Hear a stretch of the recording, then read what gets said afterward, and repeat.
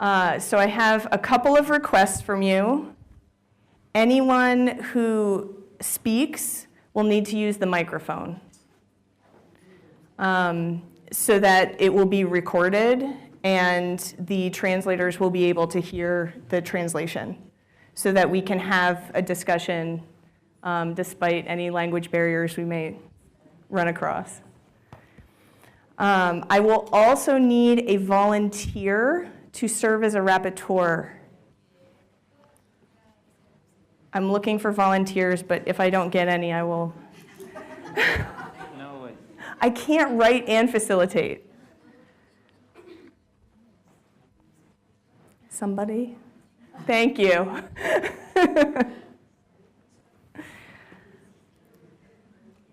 Okay. So I would like to start by having everyone introduce themselves, say your name and where you come from, as well as tell us a little bit about why you're in this group specifically. Okay, and I'll start. My name is Amy D'Amico, and I am from the Smithsonian Science Education Center.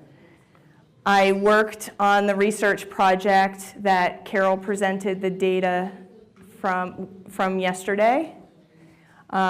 We, as an organization, have done a lot of smaller pilots that we've scaled nationally, statewide, as well as working in partnership with some of our international collaborators. So that's what brings me to this session today. So why don't we go this way? Okay. Me llamo Juan Cristina. I work from university in Uruguay. I am the last person who is responsible. I'm a faculty with 4,000 students, from undergrad and graduate, and I'm here to share some experiences that we have, especially in how we can scale some processes that are important for us and for the region. Hi, my name is Hector Parada. I'm a chemistry professor from Linares, and these are from high school students from 9th grade to 12th grade. My name is Raúl Herrera. I'm working at the University of Talca. I'm a biochemist, doing research in molecular biology, but with a great interest in helping the secondary school people in the subject that we have been discussing this couple of days. Hector is one of my partners in the region, and we have been involved in a sort of scientific camp, the summer scientific camp, and which was a very nice experience that we performed last year. My name is Gina Navarro. I am a biology professor from many grade levels, and I am very interested in this project. Now, good afternoon, Pauline Orillette. I work as a science collaborator, and I am a biology teacher from the University of Alberto Hurtado. Hi, I'm Claudia Segal from the University of Mexico, and I'm also a teacher at the university in molecular biology, and I'm in charge of the portable labs of molecular biology in Mexico, and I'm also very interested in how to scale this where there could be a higher incidence or higher participation. Hi, my name is Flavio Guiñez. I'm a mathematician of information technology, and I work in the University of Chile in the math department, and I attended this session because we have many projects that are related to mathematical projects that are formulated for education, especially for teacher training for elementary education, and something that we need to advance in is how to scale this up to a national level. So I wanted to really hear about your experiences. Hi, my name is Rodrigo Tapia. I work as a director of the Neuroscience Institute in the University of Chile. And we just established a collaboration with Harvard Hughes Medical Institute,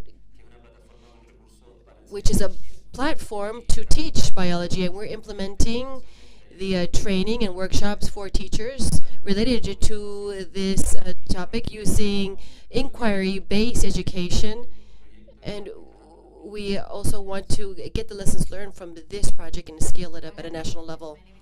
Hola, my name is Paula Kramer. I'm from Argentina. I'm a molecular biologist, but for the last 3 years I've been working in the Ministry of Science, which has an office for the popularization of science. So one of the actions that we take care of is, one of the programs is the science clubs, which I know in some countries are organized. In my country, they're really interesting because they are not organized by any government. So they are a deeply motivated group of people. And what we do is to bring tools so that they can make their work better. And we've done this at a national scale, but not with that many people. So the scale I'm worried about is bringing in more people, and also the time scale. It's like, what do we do when we project this in time? So where are we heading? What are we getting? Hola, my name is Jorge Tenorio from Peru. I am National Program Manager of Biotechnology. Good afternoon. I'm Sharifa Mauna, and I am from the UNESCO Center for Science, Technology, and Innovation. I'm involved in the capacity building programs in IBSE. I'm also involved with the pilot project of the Academy of Sciences, so this discussion will be of great interest to me. Good afternoon. My name is Maria Antonieta Rojas. I'm a teacher, and I work in a private company that's called biochemistry.cl. And the past 2 years, we have developed an educational program based on inquiry and scientific experimentation, which is called Experimenta, which is experiment, which is already installed in more than 100 schools in Chile, from the north, Arica, to Punta Arenas, the south. And now we're in the process of exporting this to Peru and Costa Rica. And the truth is that this is a program that has been very successful. And we are in this CTI project that's been promoted by the Ministry of Education, along with 12 other schools in a pilot program. Out of the 12 schools, 6 chose our educational proposal. And we're very interested, really understanding how from the private sector we can show what we're doing and become involved in the development of scientific education of our country. And maybe we could build ties and have a contact so we can work jointly in this arena. Good afternoon. I'm Henry Caballero. I'm a professor from the Simón Bolívar University in Caracas, Venezuela, in immunology. And I'm here because a group of teachers from the university, we were interested in basically science literacy. And there are many universities that are working in this project. We want to promote literacy programs in primary school and high school. And now we started with a program for adult education, and we have already graduated 31 students, and we use our own university resources in order to implement this way of teaching. And we think that this experience could be very useful for today's work discussion and roundtable.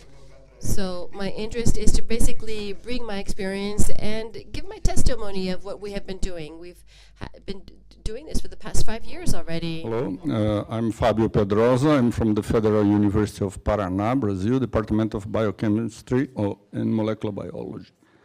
I coordinate the ReLab project in Brazil of portable laboratories, and we are starting to implement them at the secondary school and teaching. My name is Marlene Bistermeyer. I'm a science teacher. I work in San Francisco of Punco Chico in the south of Chile, and I'm here because this is my first year in teaching. So I think it's very important to really understand what are the keys to carrying out important projects, especially in science. Good afternoon. I'm Elva Acevedo, and I work in the Metropolitan University of Science and Education. I work in molecular biology, and that subject is part of the curriculum of what we need to teach our students. Now, I'm Benedita Ñates. I'm a physical therapist, and the reason why I'm here, why I wanted to attend this workshop, is mainly because children that I want to reach are vulnerable students, so I would like to know how these children, through this inquiry-based learning, can carry out projects that won't only impact them, but they can. This could be manifested at a national level, and why not at an international level too? Hi, good afternoon. I'm Macarena Ortiz. I'm a biology teacher of a high school, and my school has used this portable lab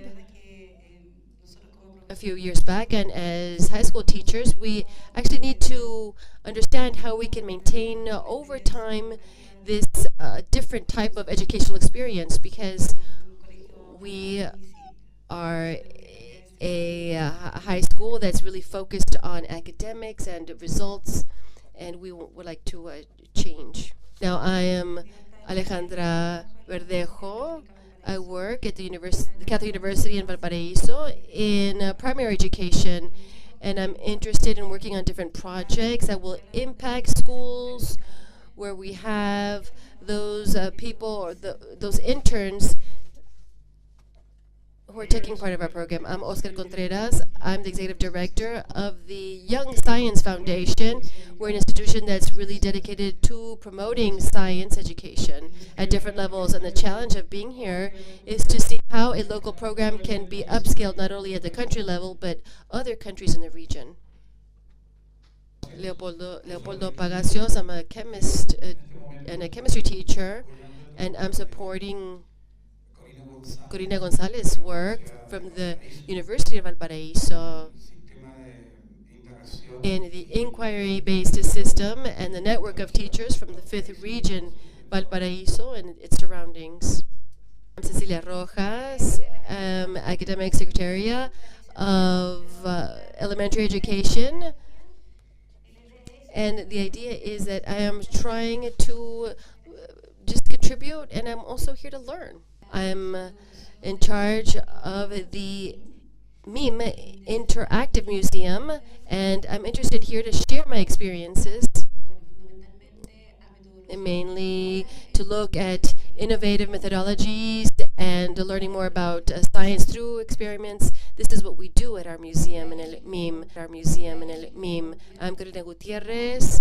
I'm the executive coordinator of the Explora program in the metropolitan area, in the southern zone of the city, and we work with science education, but informal education. We work with teachers, as well as a network of establishments that give us scientific information that we could then share with schools so that we can supplement the work that is developed in the classroom. Hi, good afternoon. I'm Luis Leon. I'm a teacher from the University of Santiago in chemistry, and I'm very interested in what is happening at the high school level education, because this really impacts the university level and how students arrive and what knowledge they have when they reach the university level. That's why I'm here to share.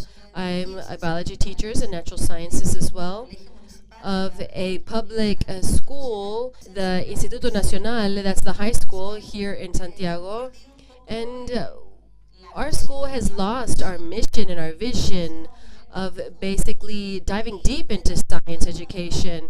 And the last few years, we have just really focused on high school students that are about to graduate, and now we want to start in the primary education and 7th and 8th grade middle school, so that we can give these children better tools so they can continue to develop themselves in science education. Good afternoon. My name is Alejandra Aguirre. I'm a biology teacher and natural sciences from the high school Manuel de Salas. The reason why I'm here is that I've already participated in these portable labs with the molecular biology module, and also to improve my teaching practices, especially for the grade levels that I teach. Hi, good afternoon. I'm Claudia Hinojosa. I also work in this Manuel de Salas High School, and with inquiry-based science, I have been fortunate to develop myself in this area. I was a monitor in my school with IBSE, and we installed this project a few years back, and I'm convinced that inquiry is the way that we should work with students. And my highest intention is that when you really understand inquiry-based education, we have to be certain that we never stop learning. So I'm here to share my practices, and just basically that little interest that takes over won't ever leave me. Hi, my name is Fabián Bravo, and I am the chief of the science project for the EcoScience Foundation, and I teach at the summer school at the University of Chile. And in this project is a mobile lab that is a bus that was transformed to teach in rural schools, basically those in underprivileged sectors, and those classes are taught in inquiry-based education for active science for children in primary school.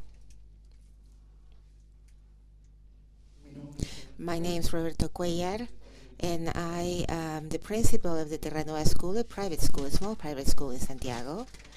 And we are developing and have been working for the last 4 years a project for the early initiation in science for children in preschool and on higher grades. And this is the 4th year we're working on this project.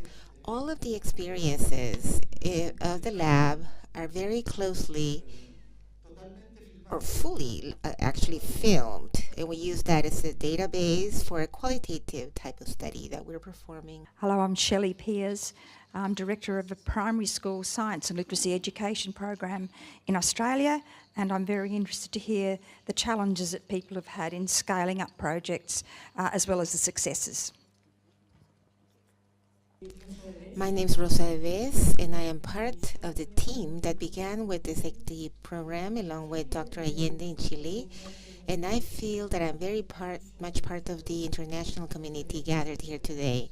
I am also the Vice President of Academic Affairs at the University of Chile. My name is Maria Laura Ceci. I studied molecular biology in Argentina, and I earned a PhD in neuroscience in the Autonomous University of Madrid. I came to Chile to do my postdoctoral studies in the Miguel Allende lab, and there we had a chance to take science to children, something that I enjoyed very much. I believe that I feel very much engaged in that, and I would like to address with them an activity that is not only scientific and inquiry-based, but also playful, and just to give children a chance to be children and play, but using science concepts, because they learn that way too. We must not leave aside the playful element of science and education.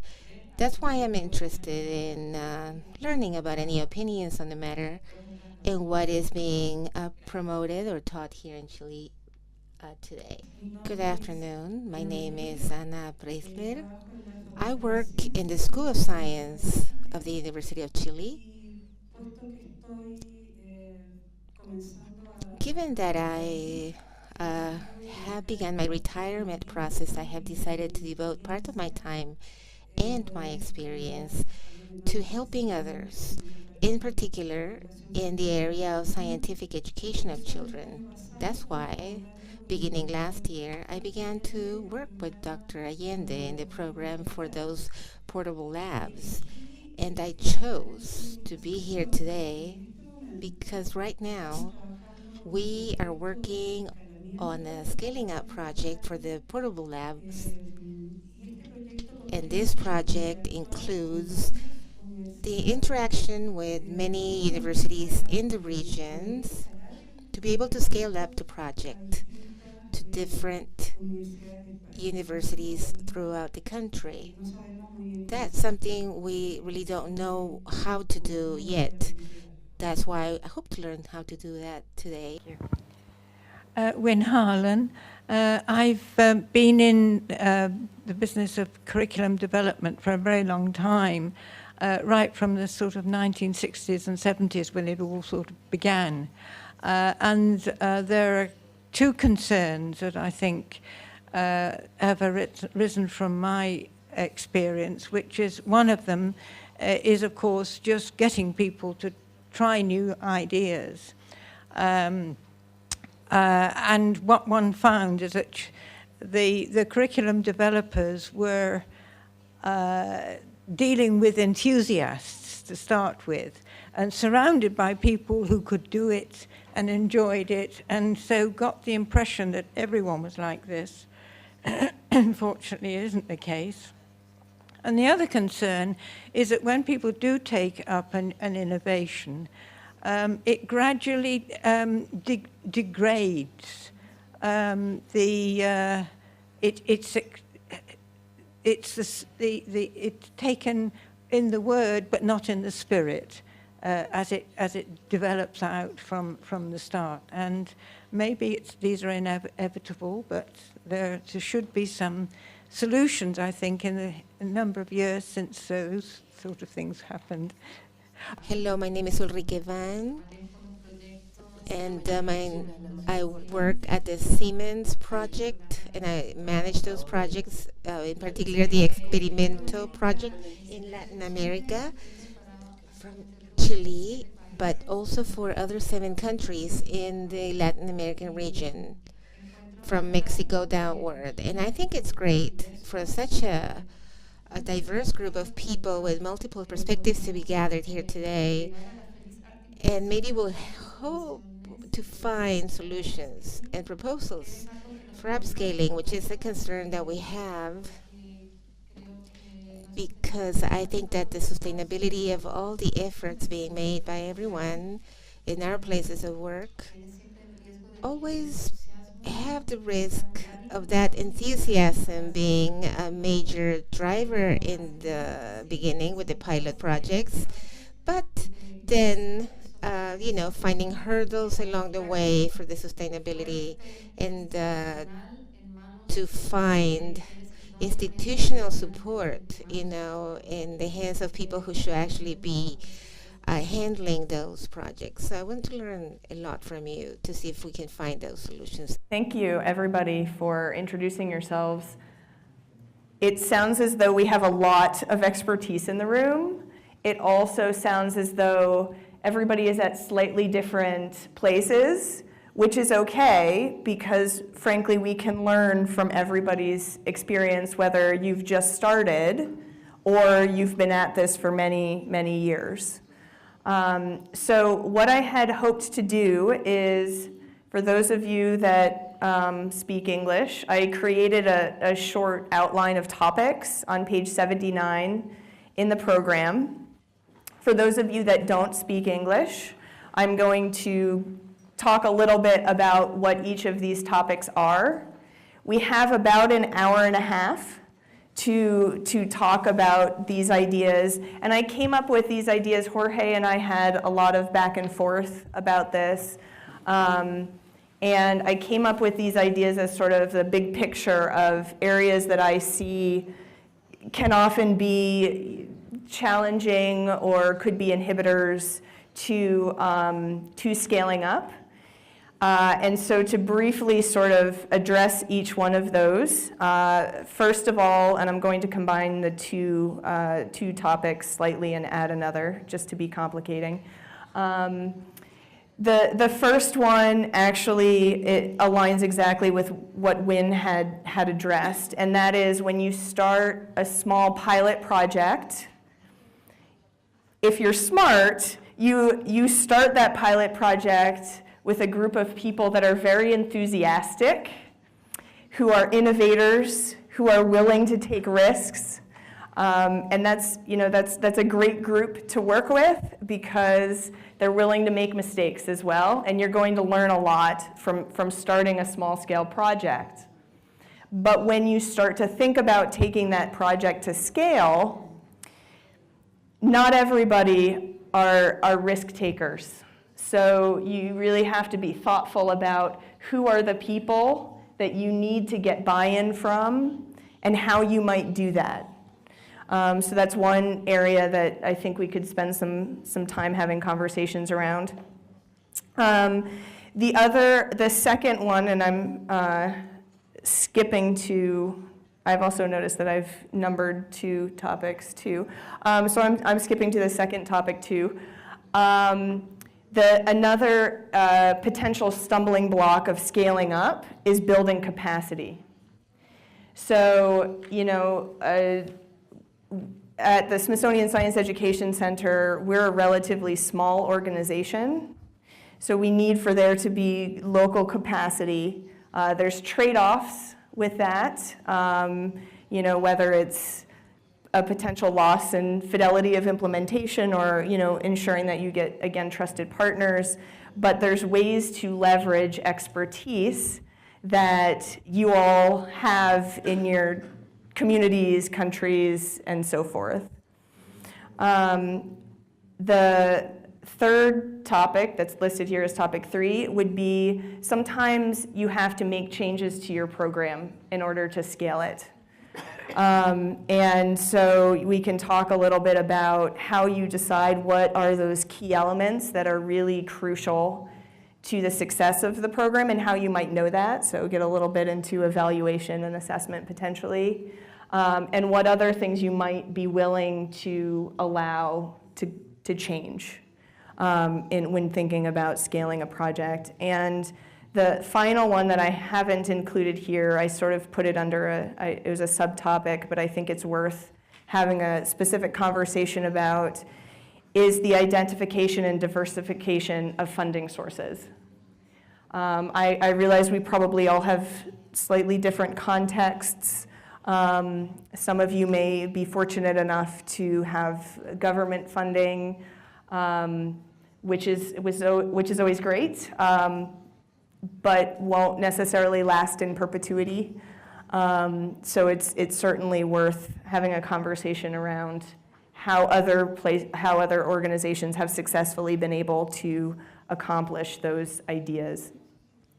So in hearing those topics, is there anyone here who feels that I have missed sort of a big idea of something that we might address?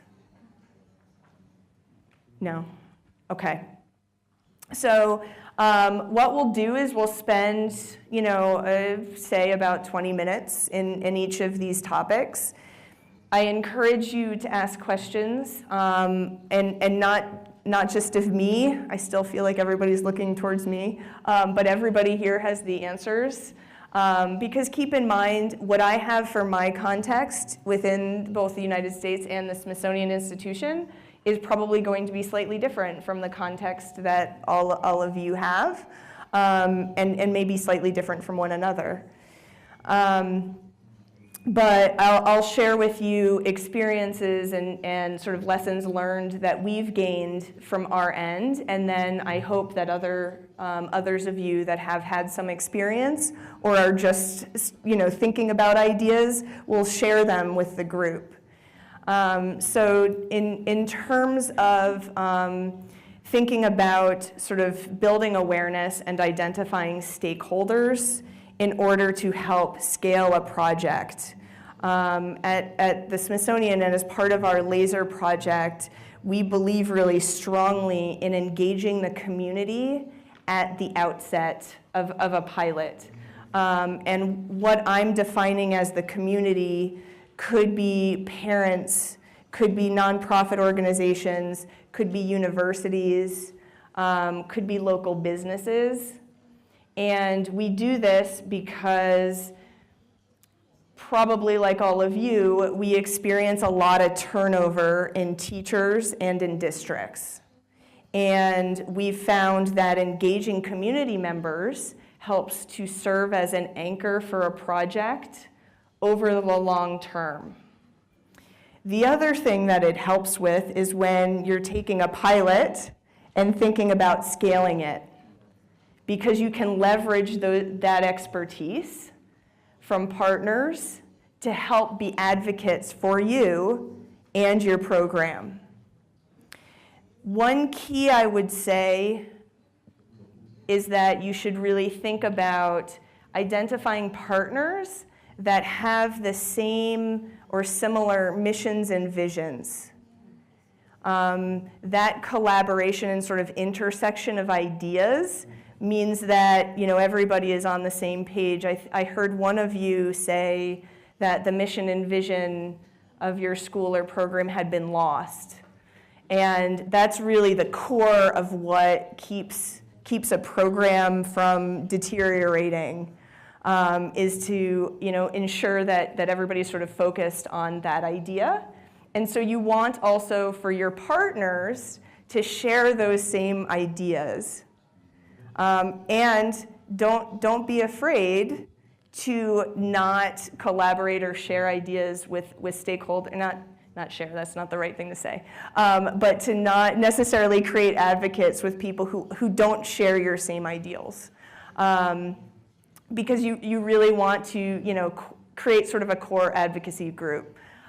We've actually done formalized sort of building awareness symposia where we bring together community members such as local business along with the scientific community and school leaders in the same room and share with them some ideas around inquiry-based science education and what that might look like, particularly for the K through 8 grades, because that's where we do a lot of our work.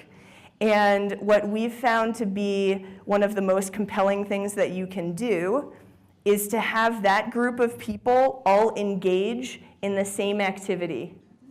That is a hands-on, inquiry-based activity.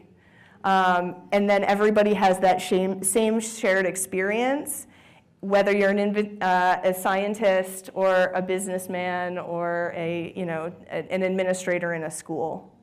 So those really compelling sort of hands-on experiences have really helped to sort of build awareness around, for us, in scaling projects that center on inquiry-based science education. I think the first question every one of us should ask themselves, and I don't have the answer for me, for my case, is what is the goal of this project? Why do I want to scale it up? And if I scale it up by 10 times, am I reaching any better goal than 10 times less? Do I need to scale it by 1,000 times for it to reach the future goal? That's, I think, because otherwise we're going to put a lot of effort in something that doesn't change anything. Sure. And if you know, thank you for bringing that up, because I was sort of working under the assumption that, you know, that question, which is at the core, you need to ask before you should even consider scaling something. I mean, don't scale a project for the sake of scaling it. You know, and I think we can all agree that we want, you know, equal and equitable and amazing education for all students. But sort of individualized programs or projects may or may not be suited for scale in this nature. And that's okay too. So that's certainly a starting point before even thinking about, you know, moving forward with it. And sometimes engaging stakeholders in this conversation. So if there are individuals you've been working on in the pilot, engage those external voices as well. I know sometimes I'm biased by what I do because I believe in it very passionately, but I wouldn't want that to blind me from, you know, thinking, you know, is this something that does actually make sense more broadly? I believe it's very important to find those stakeholders that have a common objective that can fit in a sort of umbrella.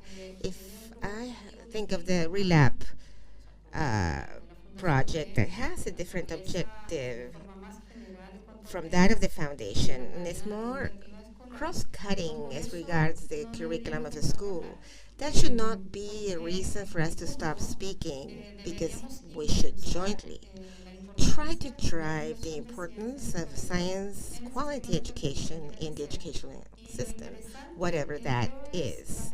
What's interesting, I think, is keeping an open mind and being flexible to work cooperatively in collaboration with others. And then if you, for instance, have your A with Relap and Experimentos B, both could work together in several contexts. That would be a sort of upscaling already, because one gains from the other and supplements the other. On the other hand, I find that flexibility of looking at one's own program or initiative is very important to see how it works in different contexts, because it's not realistic to think that we'll always be applying projects in the same context. This helps us think of what adaptations we'll need to make. So flexibility means and entails innovation. That's difficult when one thinks one's project is perfect and requires no change. But I think it is far more fitting and helpful to think that we should be open to change. And that change allow us to be more diverse and achieve greater plurality, so to speak. And I have had the experience with the University of Chile. I find it's been very interesting because we began collaborating in a program that was already strongly implemented in Chile. And at the same time, they have been able to rethink their project, and they have been able to see what elements from our programs they could find useful. And then having one program mentioning the other creates a powerful force of collaboration, which is extremely interesting. First of all, with this big challenge, there's a lot of space for many approaches. And we need those different approaches as well. There could be initiatives that are closer to research, that are fundamental and important in order to sustain others that are more towards development. Now, those that are research-based, of course, there's other methodologies that are used, and that's fine. Maybe there's others that can develop materials or resources or different approaches that aren't going to be applied by them. And that's also necessary. So therefore, we do need these different collaborators. Now, we do work with Siemens, and we know that it's very important to have that flexibility, especially if we want to improve scientific education in our country. We know that we can't do this just from our University of Chile. That's why we have to have a network with other universities and the private sector initiatives and this network of universities. Now, we also have to understand the context, because here in Chile, for that big change, it's very important to work with the Ministry of Education. Maybe not other places. Maybe their mission is different, but we have to be well aligned with the national curriculum, because we have a national curriculum that is very demanding, so it's very difficult for teachers to include a strategy that's not well aligned with the curriculum. So what happened yesterday, especially, I want to emphasize of what the president from CONICYT told us. Now, after many years in which this National Research Council for Science and Technology, CONICYT, is promoting science in Chile, they have decided that their program of science for schools that takes place outside the classroom and far from the Ministry of Education, well, actually, this is it's a very complex, they had their own definition. So now, after a long discussion, they are now wanting to enter the classroom, look at the curriculum, and basically walk hand in hand with the Ministry of Education. This is very difficult to attain. First, we need to be well aligned. We have to understand the objective of the organization, and according to that, we need to explore these different approaches. And sometimes we choose the most difficult road. Now, who can I partner up with? What university can I partner up with, especially in a city where there's just 2 universities? Maybe one is really strong technically or scientifically, and the other university is a bit weaker scientifically, but it does train teachers well. Now, this is something that you need to ask yourselves. We need to ask yourselves that question. This is necessary. There are questions that arise. And sometimes they are based on values and strategies and other issues. I see that there's 2 ways of approaching this. Now, on the one hand, well, this is a top-down approach, maybe a consolidated scientific group that generates practical units, and they go to that are sent to the school through the Ministry of Education in a hierarchy fashion, and they're implemented like what we're mentioning now. Now, the other approach would be a slower road. But we have to find those who are motivated to generate these work groups. And I'm going to share our experience from our region, del Maule. This is in the south. We are in the bottom line with the per capita income, so low socioeconomic region. Now, we have one university that does teach pedagogy, and there's another state university that has research group that's really strong. Now, in this last university where I work, there's people who have tried to form alliances with schools, and by proposing these units of work and study. Now, I've been working at this university for many years, and I haven't been able to motivate any teachers from Talca to work with me. However, 43 kilometers south of Talca, there's Linares. This is very fruitful in agriculture, and I found a chemistry teacher from a high school who joined our effort, and I actually began by giving a presentation once a year, and this is done by an Explore initiative called 1,000 Scientists and 1,000 Classrooms. And slowly I began to open my doors to my lab, and students came and worked on different units, and now they're working on molecular biology. Beforehand, they had carried out genetic activities, and they're using very difficult, modern, and sophisticated techniques for genetics that doctorate students are using. But here we're talking about students who are 15 and 16 years of age, and they can manage this theory and practice as well. Now, after many years, after maybe 10 years of this type of work,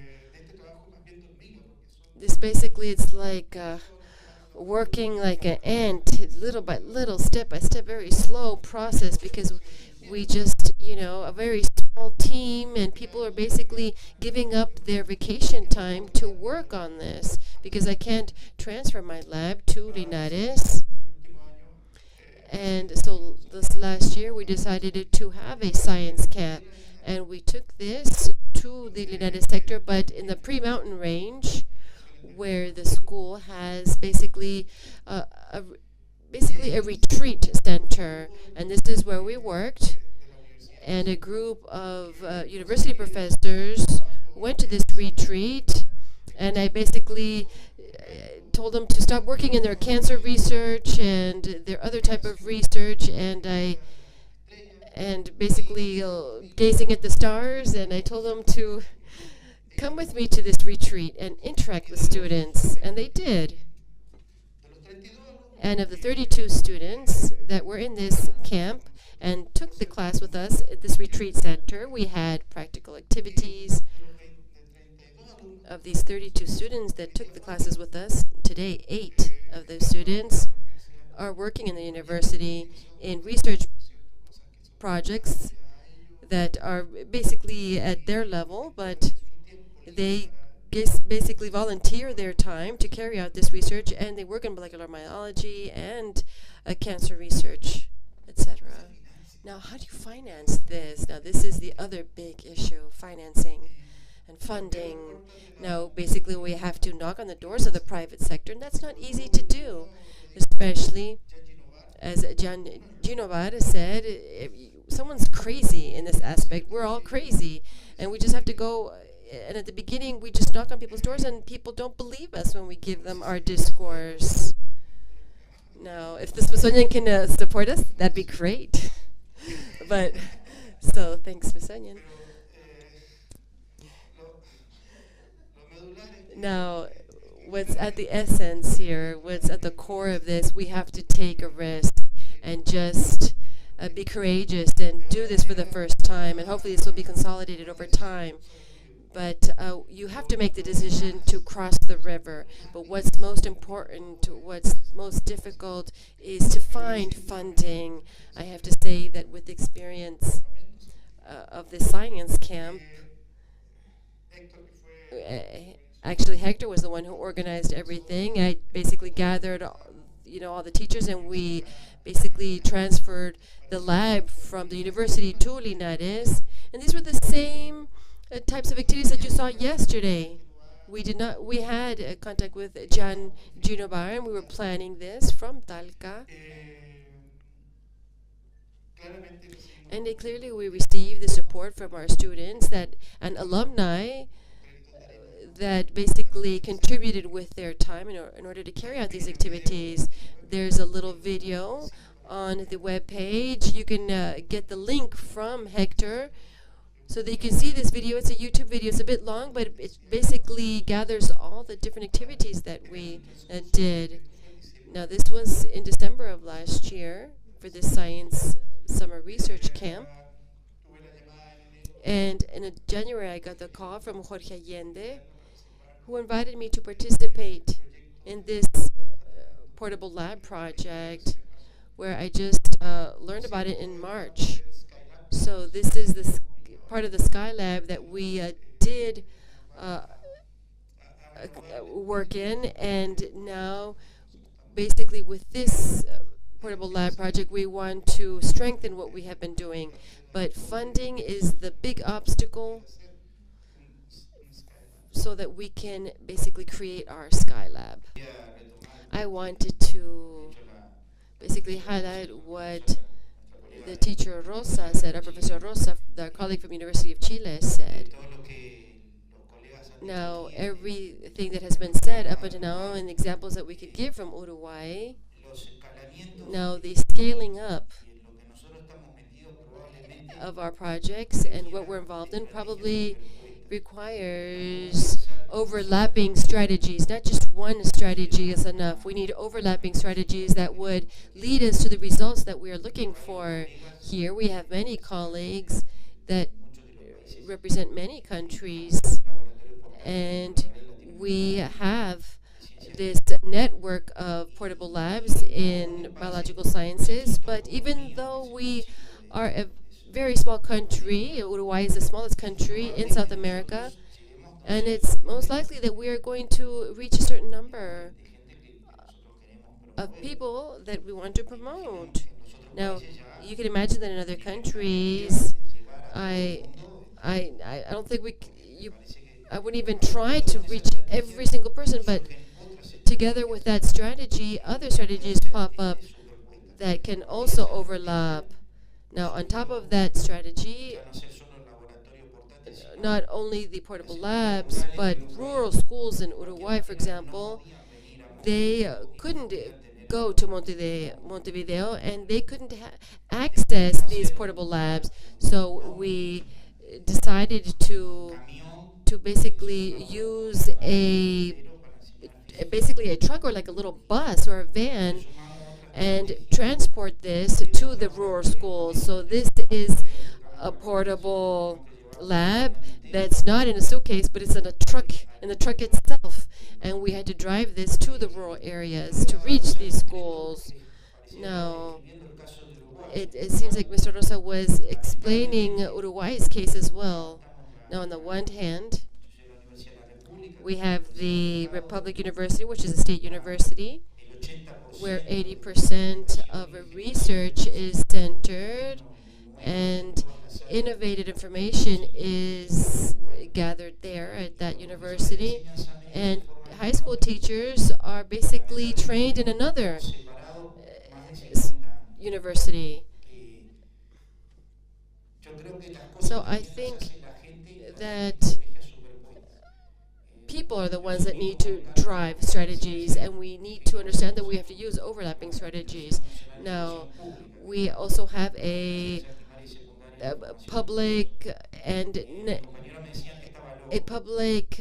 institution here that really focuses on the national curriculum, and we also need to work collaboratively with all interested parties.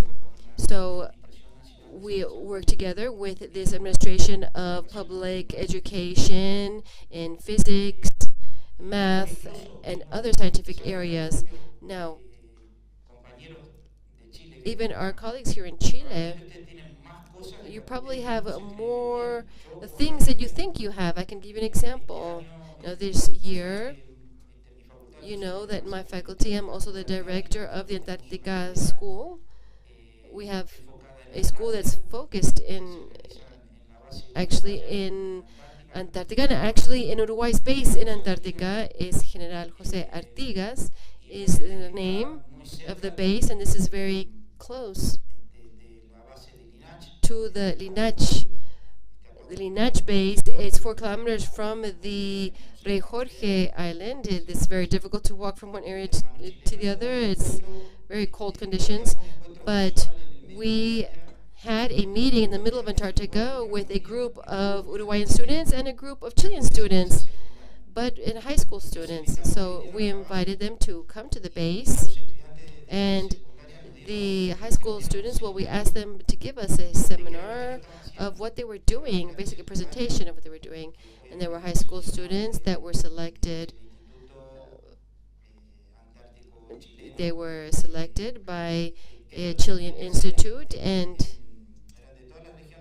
they came from different regions of Chile, and they had to develop a scientific project that Linach would choose then to go be developed in Antarctica. Now, my students were also carrying out a project, and I told them, well, if you have that level of students, then you're doing really well. So I don't think that in Latin America there's just one strategy that will help us scale up inquiry-based education. There's many simultaneous strategies that everything is useful, like science fairs that were mentioned. I think every initiative here has its place. I'm not sure. I had a question for the panel. What I'm interested in is, let's say that we have a project and we know that it's working. We've already scaled it up.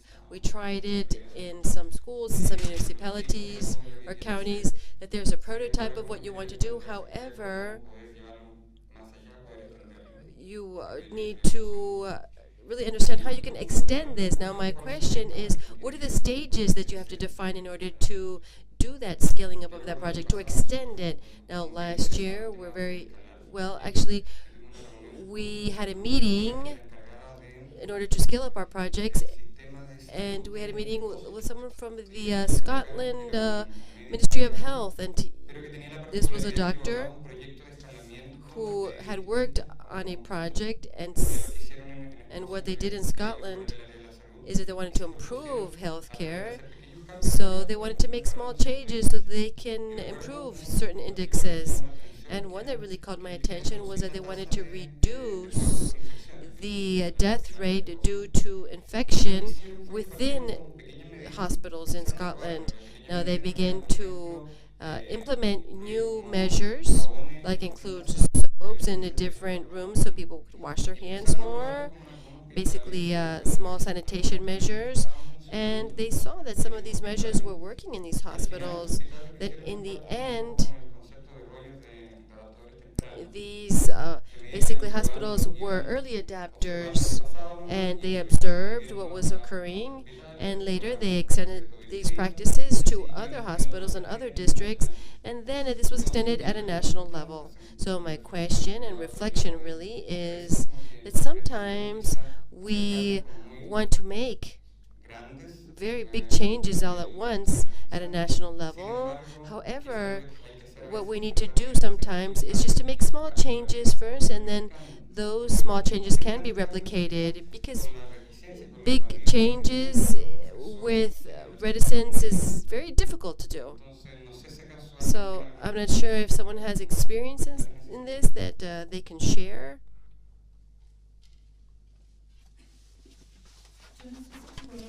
I don't know if you know the example of the portable labs in biology, the project run by Dr. Allende.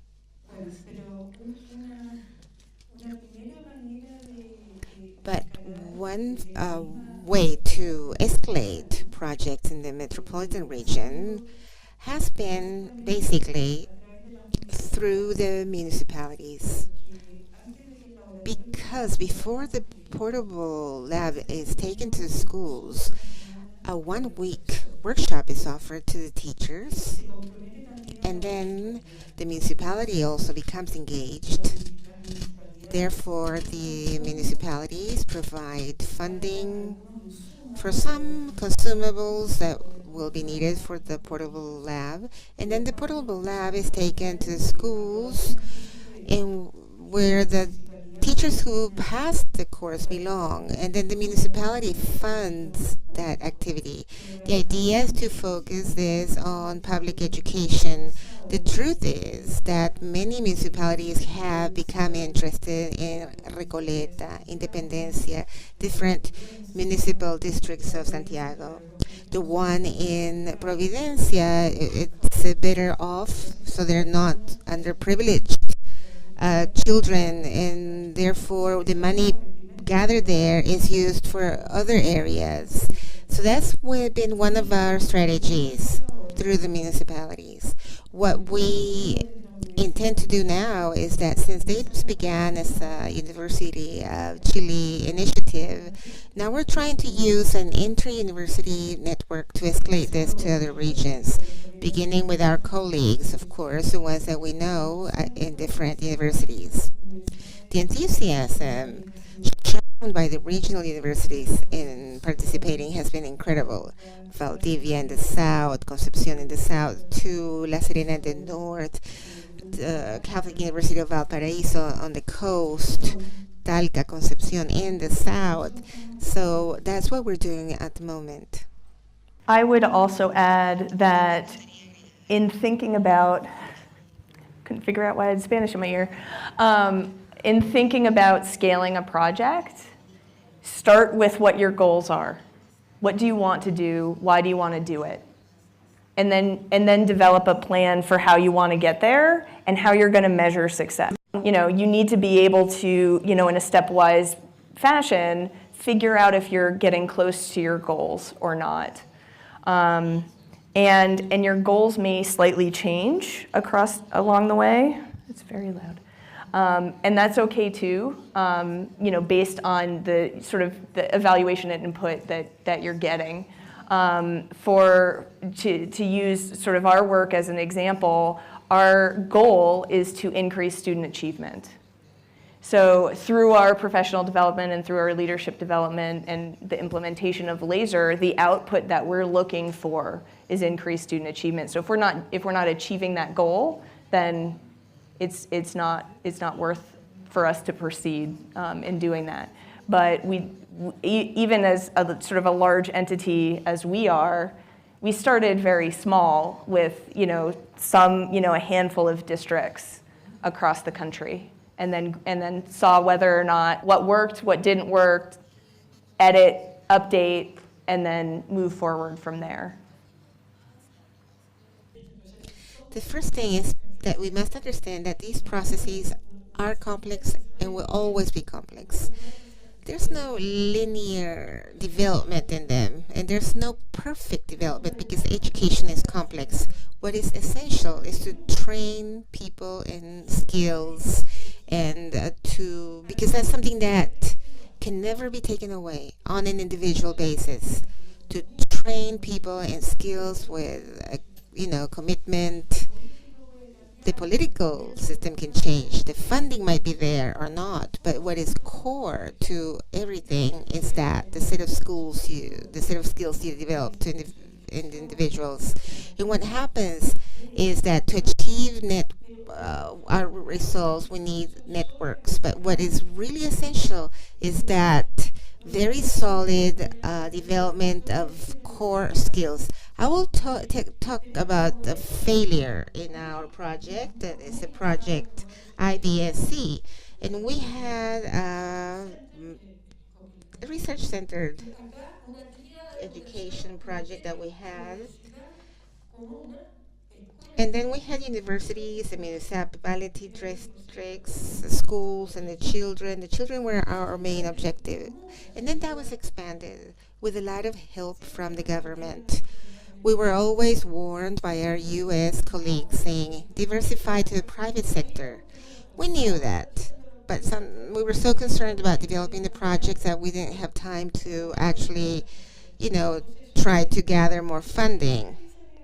And then we had 15 universities enrolled, and it was expanded to the rest of the country, and then the politics changed.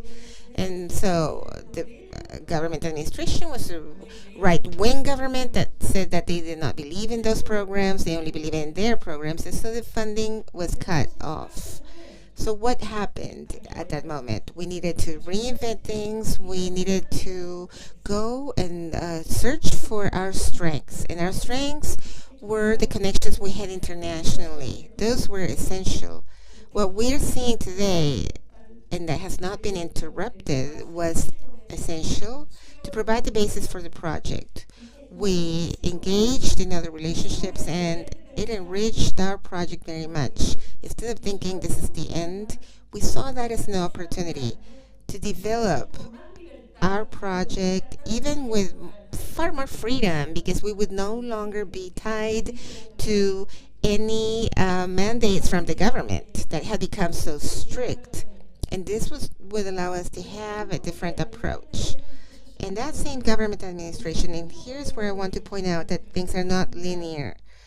In that right-wing government, there was a unit that withdrew the funding, and that was mentioned by the Ministry of Education yesterday. The same that is now promoting the ISEC program.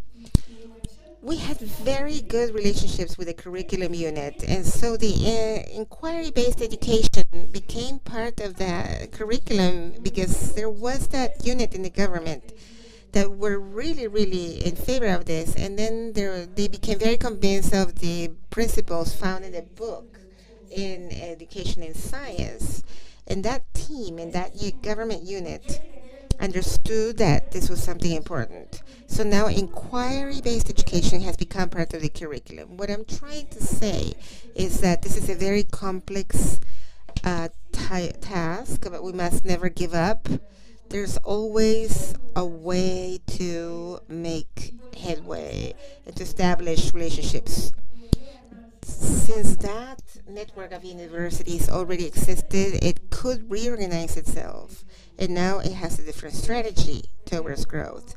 So I would like to repeat that what was said yesterday when they said that we would work the curriculum and the general administration of schools and Explora, we all work together. That is a major project, so to speak.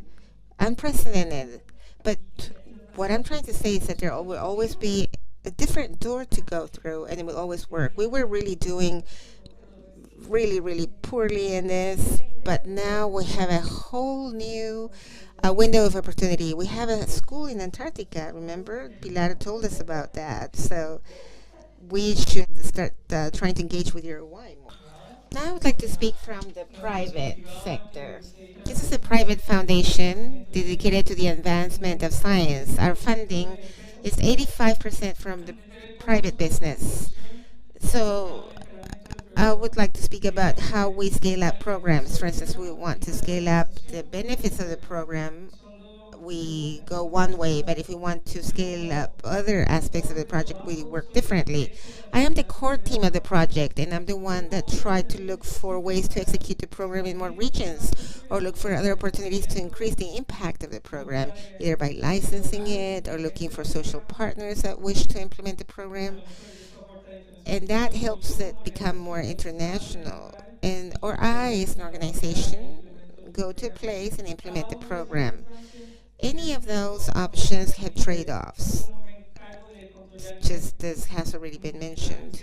For instance, how can I see that the efficiency that is achieved by my partners is the same that I'm looking for?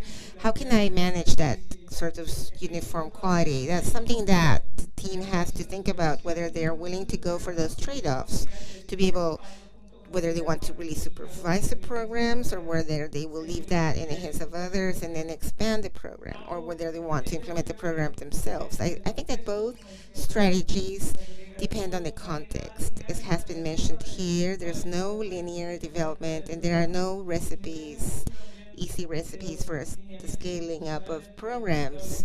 But I think that it all depends on the guidelines and of the institution. And another thing is diversifying the funding matrix.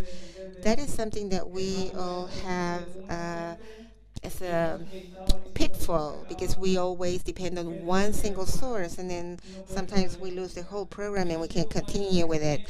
That, based on our experience, has been what we have learned. Diversifying the matrix with several businesses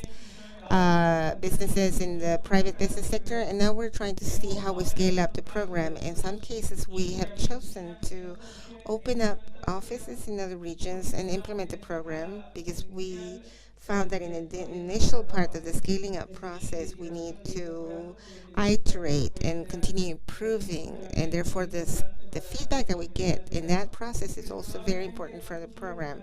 But maybe in the future, we'll think that the program has already been is already stable enough, and so we can go and look for other ways of scaling it up. That's one of the questions that we also think of, because we have to see how we would like to grow as an organization and whether we want to increase the impact of the program. That's something that we've been thinking of as regards our guidelines. Just very briefly to provide an example in math, because we have several colleagues who work in math. For me, what Rosa said is essential. The most important aspect of this is people. In all educational programs, and for all of us who work in universities and elsewhere, what is the hardest thing to do is to actually develop human resources. That's the most expensive item and investment, and it's also the most important investment one can make, especially because of the hurdles and situations described by the people who have already intervened. Math, that already has its own hurdles and its own complexities, at least in Uruguay, it's a subject matter altogether different from others. Young people in the math field have tried to develop methods, and they have managed to establish a project we do not own, but is offered by other countries in the world, and we adapted it to our network, and it's called Imaginary. And in that program, the children, since they sometimes run away from math, they become engaged through this project that was created by young mathematicians, in which we created a presentation that was devoted specifically to math, where we assign a child a task that is also done by the mathematicians, in which that child can establish their own equation, and then they can see it in a 3D display. So they study the formulas that give rise to the 3D image, that is a heart shape, or that it can become the shape of a cup. And then they do theory of games with the mathematicians, And then they become really excited about this. I am just, commenting that this is a successful experience in the field of math. Well, one of the things I would like to share with you as part of the scaling up of projects, in our case, as I said earlier, is a scientific bus that we have. And right now, we're also trying to scale up that project and to have more scientific buses nationwide and perhaps spread it outside to abroad. When we look for private sources of funding, which is what we are doing, the thing is to actually, try to improve the teaching of science, and to find what the private sector finds as a positive in that, because sometimes they don't share the same idea about it, and there are other urgent matters to attend, and therefore sometimes whatever funding we get, it is important to think that when you have strategic partners, you must be inclusive. Inclusive as regards the identity of the project that they take up, and also in the local urgencies and making them engaged as stakeholders in whatever it is you're doing. So that's what I wanted to share with you. We have had to learn along the way,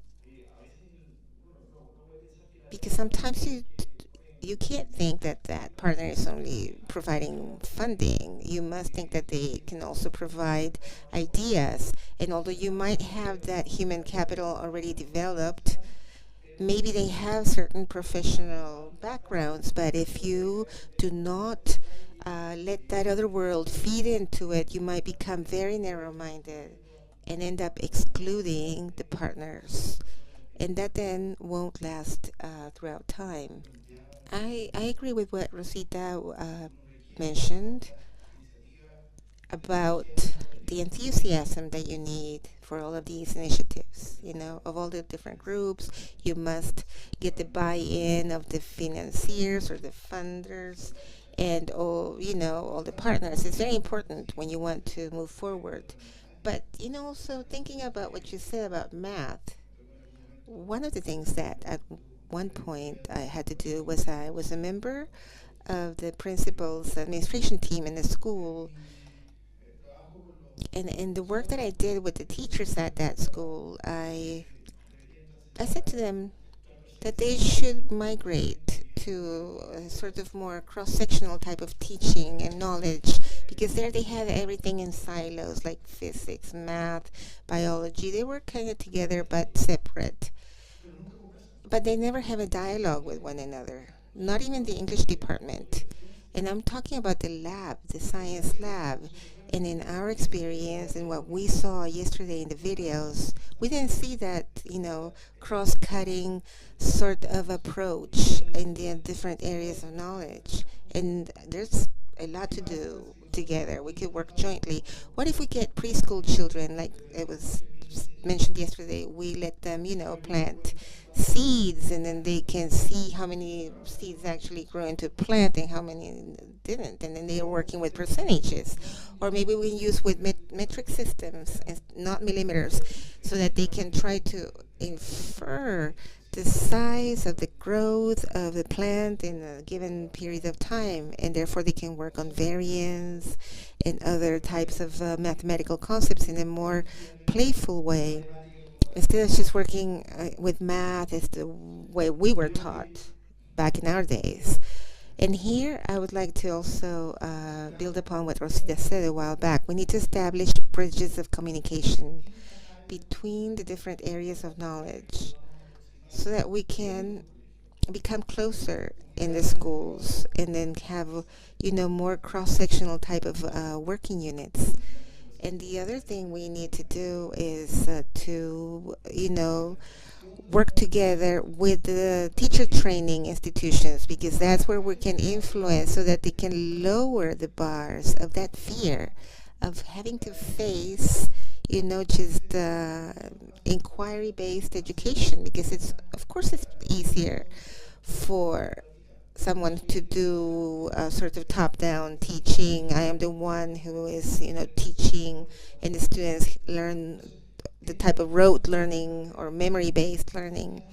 So this is another model of teaching that demands more from teachers. So we need to lower that bar so as to lower the fear that they feel, so that they become sort of guides instead of a walking encyclopedia that has all the answers. I think that therein lies the answer, in building knowledge together between the students and teachers. Those are the bars we need to work on. Now, more than a question, this is a reflection, a comment, and I have been working for 28 years in the school where I studied. And I share everything that you have said. And now to teach science in an experimental fashion with inquiry is something that we all agree upon. But I'm not sure how I can influence or how can I speak with the people of University of Chile and share with you the amount of content that the ministry demands on us. It's so large, so extensive, that to just really work with enzymes, it takes me 2 class periods for the children just to understand why enzymes work or don't work with heat. And now, if I then just have to teach them in the old-fashioned way, then this is done in maybe just half an hour, and then they can pass the test. But they didn't understand the subject. They didn't really grasp it. And so what do we do as teachers? Okay, I go through the whole program, or just do half because the child needs to perform well in standardized test, or what? So either way, we'll be punished for not finishing the program, or having students understand the subject area but not get good scores on the standardized tests. So this is basically the dilemma that we have as teachers in schools. And I'm sure my colleagues that work in the public school system feel the same thing. Yes, we totally agree with you. That's why we are having a conversation with the curriculum unit. Please don't put this in the press tomorrow. Don't quote me. So that this standardized test for college entry won't basically test so much content. Basically, we really need to basically focus what content is going to be taught and tested at the same time. Thank you for an additional opportunity to comment and speak. I wanted to refer to the issue of upscaling, especially with the experience that we are undergoing now and the search for who contributes in order to sustain these interesting initiatives. Now, I think that it's very important to really understand what is important for everyone, for every group, for every stakeholder. And now, what we also have to understand that we want these projects to continue over time. Now, if we basically spread out our eggs in different baskets, like Rosa had mentioned. Now, if we speak of the public, private sector, universities, and the civil society, I think it's important to communicate in a very simple way. What do you gain if you participate? Now, in that sense, we have to look at the system as a whole. This is not lineal, or this is basically a joint vision.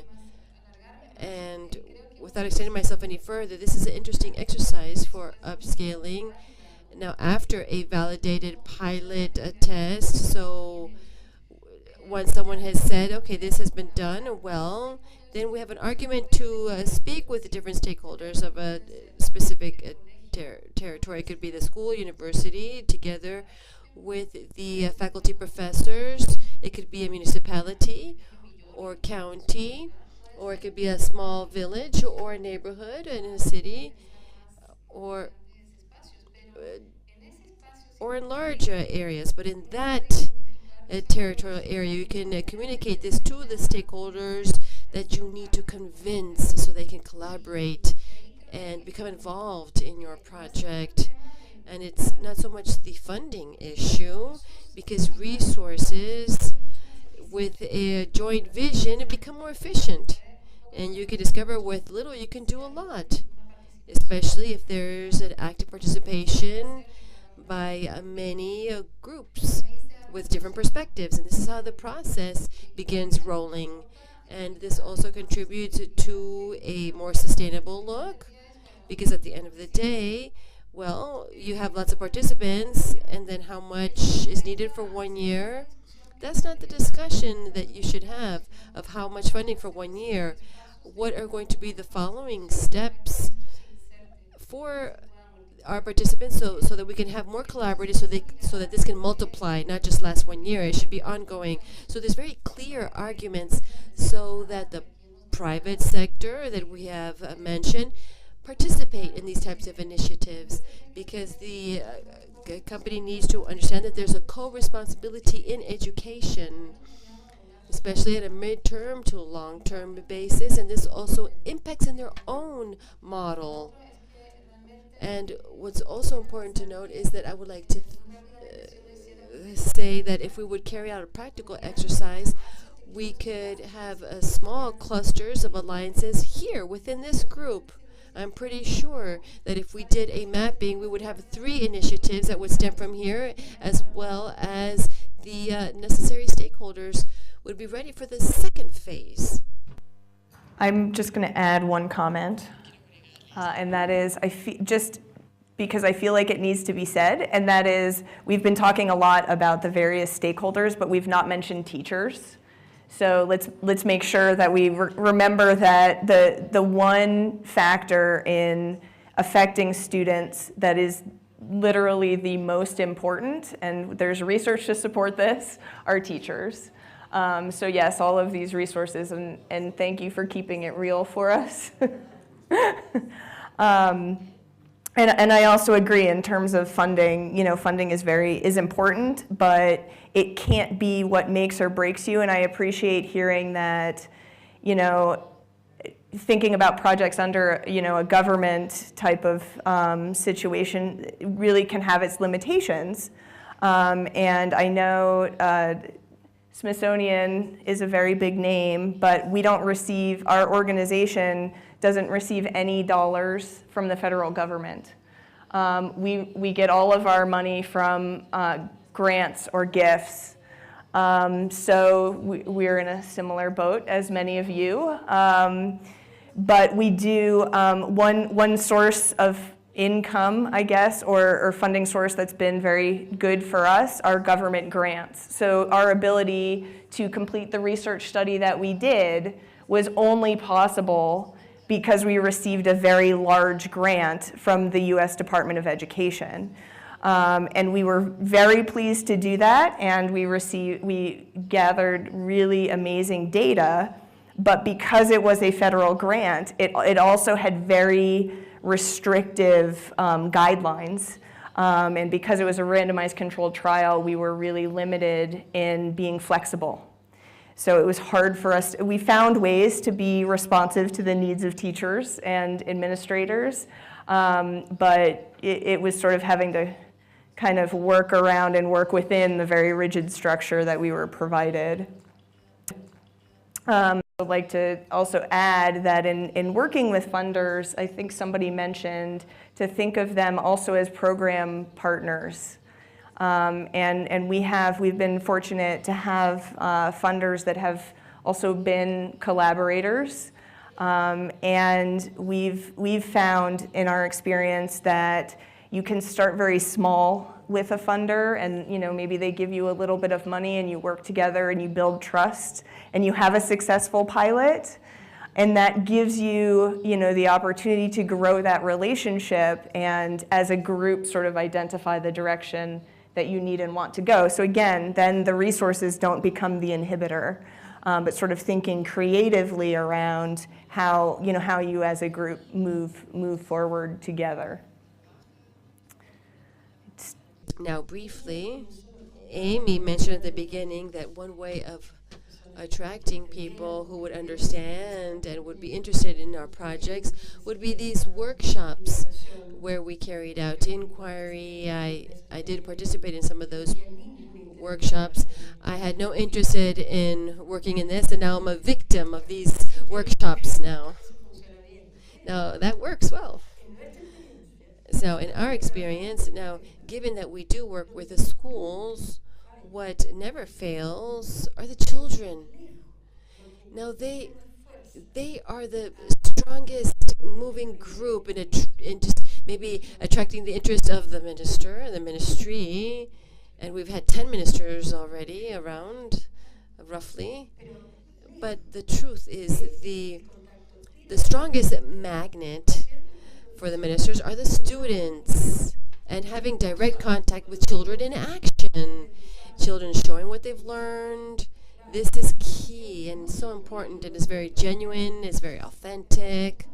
And so let's not forget that if there's resistance, and we did have to face that many times for 6 months, for example, and they say it's assessment needs to be there, but it's not really the numbers or the graphs or the tables that convince authorities ever. It's the human contact, direct human contact with the kids, with the teenage groups and children who are showing what they have learned. That's what really impacts them. Now, if all else fails, the children are going to save you. And I just want to reiterate that children are absolutely important. And you'll notice that in the video that Carol showed yesterday, what everybody laughed and shared and enjoyed together were the comments from the students.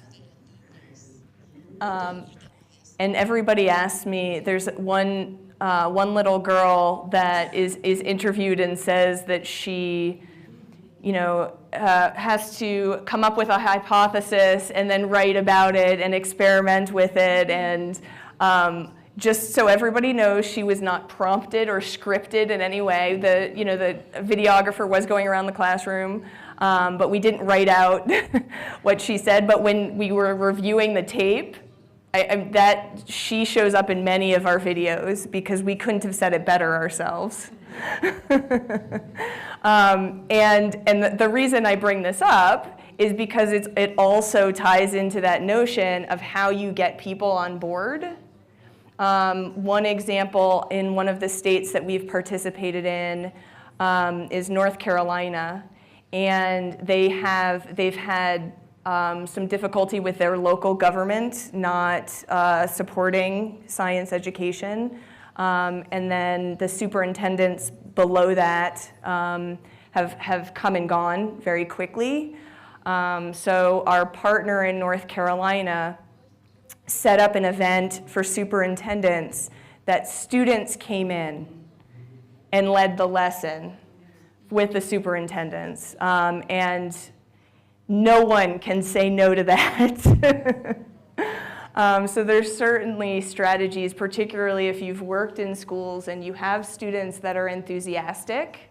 It certainly works with funders as well. One of the things we do in Colorado, in our pilot project there, is that we encourage and take our funders who have given money to that project to visit schools, to see it in action, much like we all did earlier today. Which I thought was an amazing experience. I don't speak Spanish, and yet I knew what was going on in that classroom because I could tell from the kids and the actions and the activities, and the words didn't matter. And that's sort of the great equalizer of what we all do. Along those lines, we had the opportunity to share with Professor Blues and students from the National Institutes, and we shared with the students, and one student in a very spontaneous fashion has said that I'm trying to be very loyal to what he said, but he said, I love it. And this goes beyond language, just to see his face, to see that he's discovering a new world. So he was convinced that he could probably be a scientist. So his face and children's faces can really tell us and really communicate so much to us. And it's not something you just hear about. You can see firsthand, see children discovering, and you can see how this impacts them. You can see how this discovery will basically lead them to this spiral of discovery, and they will want to continue to learn. And it was a wonderful visit today, and today's trip was wonderful because the children shared with us that they loved discovering. I wanted to ask you something. I like the IPSE method, and everyone's very motivated in class. Now the problem is when they go to the schools and they want to introduce these, and they find different barriers with different subject teachers that don't want this, and the UTPs as well. Now how do I encourage other teachers to use this type of work and to use it in the classrooms? Because the children, basically the interns, are really excited about using this, but they're not allowed to participate with children. So these are basically students that are doing their internship, and the subject teachers at the schools won't let them participate. Now here there's lots of different things that we need to mention when we're initiating a program. It's very important that that new methodology or that new practice should not be geared just at the teacher. So we have to carry out the first workshops with the whole team, where the principal is present, where the university director is there, this UTP is a technological and pedagogical department. Now the whole school needs to be committed. Now this is revolutionary, so a lot of previous work needs to be done. Now usually the teachers from other subjects become very interested, and they realize that social sciences gets to be taught with inquiry-based methodologies, and there's a lot of problem-solving activities that are interesting. But we did have, especially because we work in a primary school, but we had teachers that were specialized in social sciences, and they were so interested with our methodology that they then in turn became science teachers. They were leaders in the development of this project. But this is community work. It's not a workshop for principals. No, this is a whole team that has to undergo this workshop together. Now, what's difficult when we have interns, there's other difficulties that are general. Now, this can go in any field. This is the acceptance of interns, the students that are fresh and they have new ideas, and sometimes there's resistance, but here we have to have the directors of the programs that have to have workshops beforehand, because, well, we have to understand teachers, because this is really new to them. We have to understand the principals. Their classes are going to be noisy, and classroom management might be a little bit messy and out of control. We need to understand that the teacher and maybe traditional principals need to be warned, maybe, or just have, because beforehand principals used to walk outside classrooms and stop by the classrooms that were the noisiest. But no, here your schools and classes are going to be noisy because we have to have conversation, discussion. So we have to break that obstacle. So we have to be tolerant. Especially we have to be tolerant and understanding of those who are resistant. We need to invite them and show them and explain to them and help them live this. And this is a really long task and a very detailed task. We have to just can't let any detail slip by. And I want to close this off by saying that with Pilar we have a class in the university. For a long time we haven't used this methodology in the university, but we have a small class that is inquiry-based, which is within our university, and we prepare this class in 4 months, and we prepare a lesson this is what they have to do, is to prepare one lesson. And so we begin with a group of students from the science department, from the science field in the first years of university. And today, after 6 years of finishing this course, we have history students and also those who are studying biomedics, and they're in the 4th year. So we have this whole range of university experience and this whole disciplinary, which falls under this huge umbrella, this wide range, and including psychologists, and it's fantastic. So everyone becomes fascinated with inquiry. Maybe there won't be teachers, but they're going to learn about their own processes for learning. So lots of patience, lots of respect for those that don't accept you right away, because it's understandable. So, but once that they understand and they get that eureka moment, then it changes that teacher's life, and the way they proceed is totally different. Even brilliant teachers, and sometimes they have that eureka moment. They say, wow, why didn't I do this 30 years ago? But you learn something new every day. And what I'll add to echo those comments, based on what we do, is when we bring together district teams in order to do some leadership development, to have people sort of focus on how they're going to implement these programs when they return back to their home districts. Those teams are comprised of a cross-section of individuals from a school or district. So you would have on the same team a superintendent, a principal, teachers, and community partners. And they're all engaged in developing the sort of shared vision. And having that cross-section is useful because you get sort of all individuals to buy into the same program. But also bear in mind that these things take time. So really moving individual teachers' practice takes many years, even if they're the most enthusiastic, because it just takes time to hone a skill. I mean, imagine if you were trying to learn how to play the piano. You're not going to be able to play Mozart right away. You need to practice. So certainly, I think one of the things we also need to bear in mind when we're thinking about scaling projects, that these things do take time, and allow yourselves that to be okay.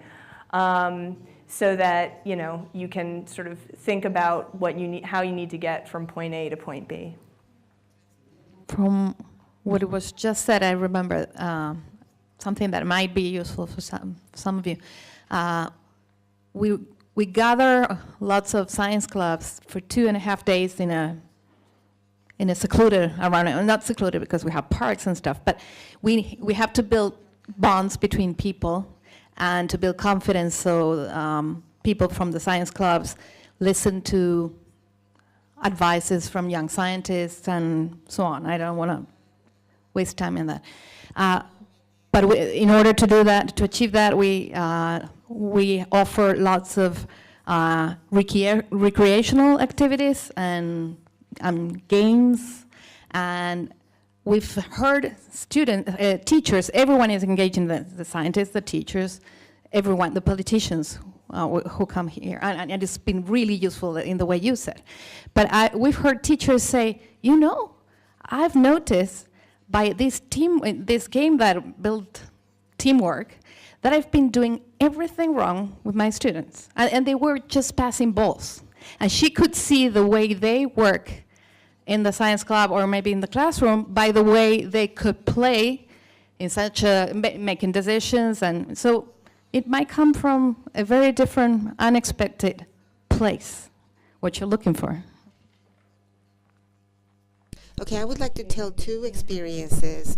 One is that, in fact, in the schools that we have been able to do our program, the best results have come from those in which we have had workshops with full participation of everybody: math teachers, speech therapists, principals, the whole school community. And that's not only in the field of science. I remember in the school I used to work, when the math program of Barata Orton came, it's a U.S. program, arrived at our school. It also posed a great change to us to begin to work with these revolutionary sort of methods. But to work with the whole school community is absolutely important. And then to scale that up, I can give you the example of some community programs that we're running at Melipilla, municipal district of the country, where the whole community is involved, the whole municipal district. We have that program in the municipal district that's called La Reina, and also in Santiago. So what we do is we build network, and we begin to speak the same language and be on the same page with everyone, and that makes things much easier. Another thing that I think is essential is that sometimes we, as teachers, do not realize the impact that we have on our students.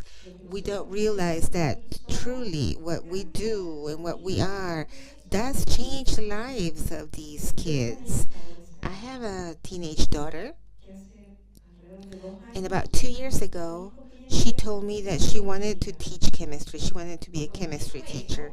When she said that to me, since I knew what it was like because I've been a teacher and I know what it's like to be a teacher here, my hair stood on end, and I said, why? Why do you want to be a teacher?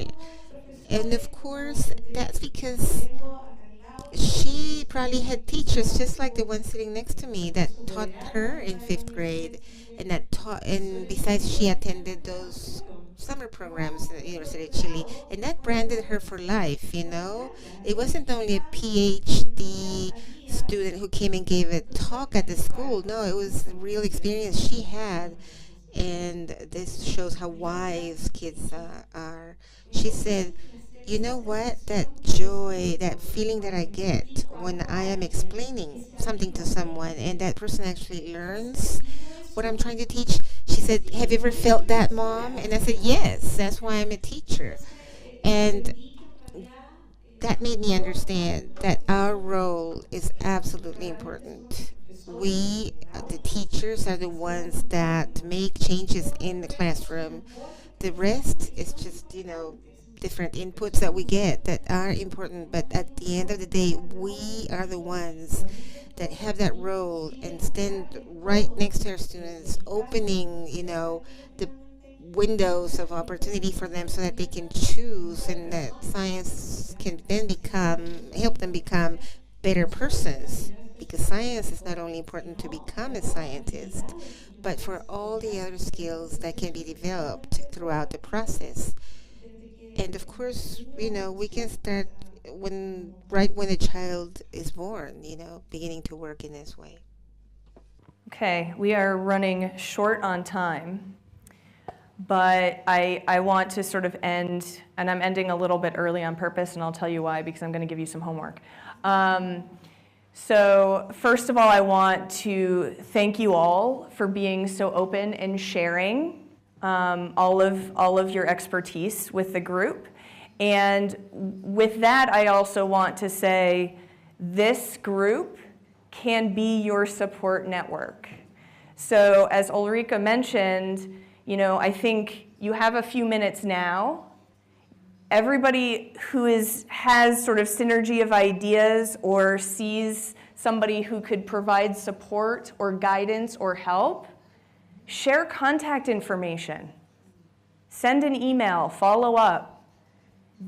These folks are all dedicated to the same thing, and we can all help one another, and that's where our strength is ultimately going to lie.